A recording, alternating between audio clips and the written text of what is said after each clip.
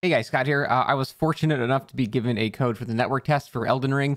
And of course, as a Souls fanatic, I was very excited to test out a lot of stuff. I ended up testing out basically nothing of the PvE. I just walked outside 10 feet, killed the first boss who's right outside the exit, and then just PvP for the rest of the time of the network test. And I suspect that's what I'll probably be doing again for the rest of them, because I've just been so into the PvP in Dark Souls.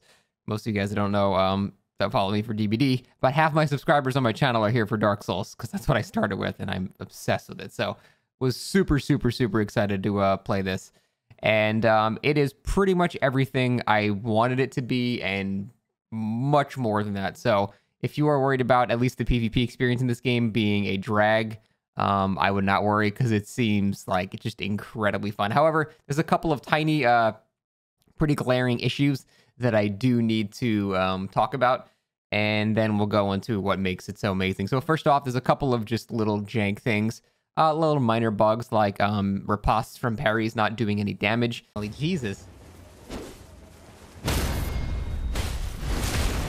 Not gonna kill him. Wait, I did no damage.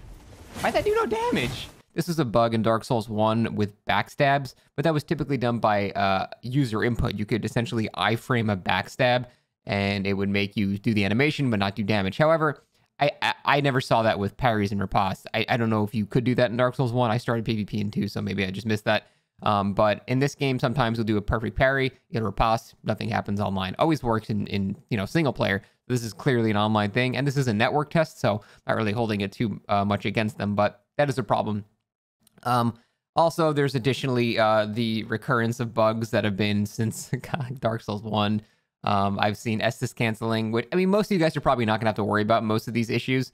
But if they are not fixed in time, the top tier sweaty people will probably do them invasions.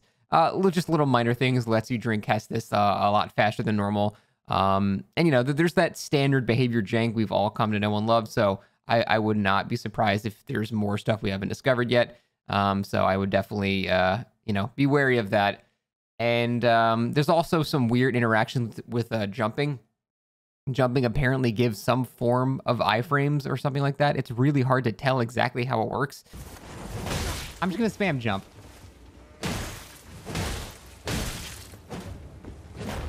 What? What? Sometimes I can iframe through a perfectly vertical attack. Sometimes I get hit by horizontal attacks when I'm clearly jumping over them. So there's something very weird going on with jumping's iframes. I don't fully understand how it works. I'm assuming we're just going to have to test it way more. But that is something that I think does need to kind of be addressed. And finally, there are these items that you get when you invade. You get 10 of them. Basically, it allows you to reset your position as an invader and try to recuperate yourself. It's called a Phantom Bloody Finger. And this is... See, when you invade, you're supposed to kind of be at a disadvantage. In Dark Souls 2, it was the most even you can invade anybody. And then ever since then, they started making it harder and harder to invade, which, it sucks as someone likes to invade, but I get it in terms of balance. You're posing yourself in someone's world, right? It shouldn't necessarily be super easy for you. So you're supposed to be at a bit of a disadvantage. So that's why you can typically only invade people that have friendly phantoms with them, or you can only invade people that use a specific item that allows you to invade them. So typically you're going to be getting outnumbered when you're invading people. However, you also have the environment and world half on your side.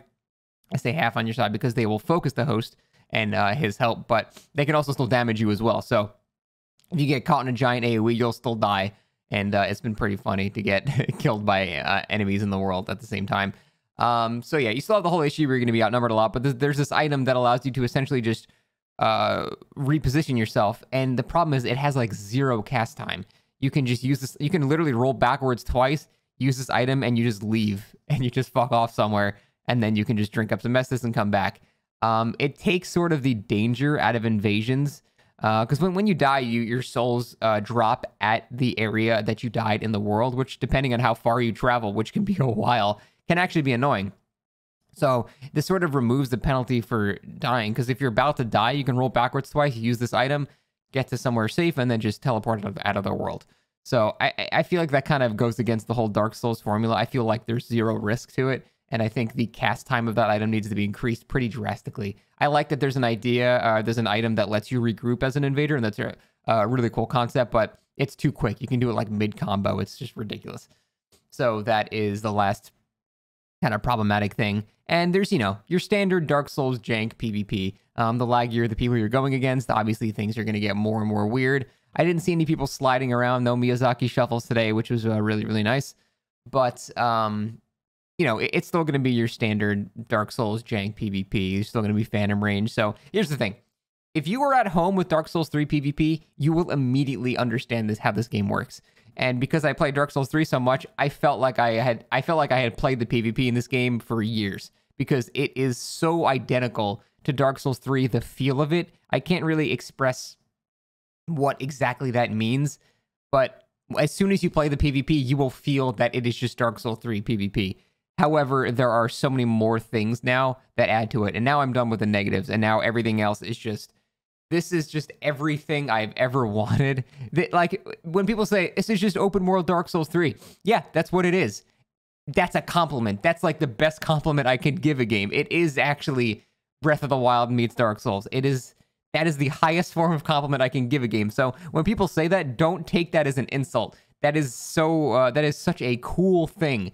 It is such an interesting thing to invade in this game and just have that sense... Like, as in the earlier Dark Souls games, you would just invade, and you're confined to a playground, basically. There are fog walls put up, you're in just a small area, and you just gotta find your host. Now, there are some other bigger areas, right? But this is just, it's the world. You invade people in the world. And you can have, like, these epic stories of you tracking this band of adventurers for, like, 20 minutes as they just trek across the entirety of fucking Middle-earth, and then finally have a showdown with them at the end. It's just, you create these stories, and I think that's the most important part. Just from the short first network test, I had so many stories of just me tracking someone down across a beach for like 20 minutes, and then just like... And it's not even that you have to do that. You can summon yourself and run in there balls deep pretty quickly, so it's not like it's a struggle that you're just wandering around for a while. You can use the item, teleport to them very quick, but I liked it. I liked the whole...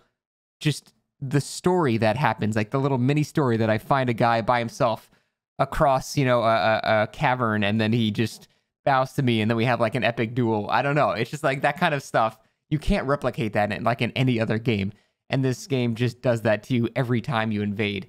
And it's just such a cool feeling, and I've barely scratched the surface. Like, I've only had 2 weapons. I've just had the longsword and the scimitar, and it just feels like I never left, man. It's just Dark Souls, but in a giant, beautiful open world. And I can't express how good of a thing that is. I'm still going to be doing more network tests and stuff like that. I might do a bit more of the actual bossing now, but I was so in love with the with the PvP that I didn't want to go any further. I just wanted to spend the whole time just fighting players. And every single time I did, it was just so fun. It's definitely going to take a lot of getting used to, with the whole jumping being an actual mechanic in a Souls game now, especially in PvP, especially if they have iframes. So there's a lot to learn too now, but if you did like Dark Souls 3, you're going to be right at home. You're going to understand how this game works and its PvP. And it's such a fun experience. And I'm going to be really sad when the network test ends. So I'm trying not to spoil shit as much as possible, which is why I did as few bosses as possible, one of them. So I can't discuss more without going into more of that stuff. I just have to say, if you are going to play this game for the PvP, you are going to have a really good time, I think. There are definitely some issues, some standard From Software jank that they have to iron out. They have several months to do that, which, I hope they will. But, yeah, if you're looking forward to this game for the PvP, you are going to have a amazing time. This game has like the most fun PvP in any Souls game that I've played. And that is very high praise, because I played Souls PvP for many, many years. So this has been really, really fun. I cannot sing its praises enough. And yeah, that's all I got for now, guys. Thanks for watching. I cannot wait for this game. It is going to be a contender for one of my favorite games of all time. It is living up to every single bit of hype that I have seen. So yeah. Oh man, I want to play this full game so bad. Thanks for watching, guys.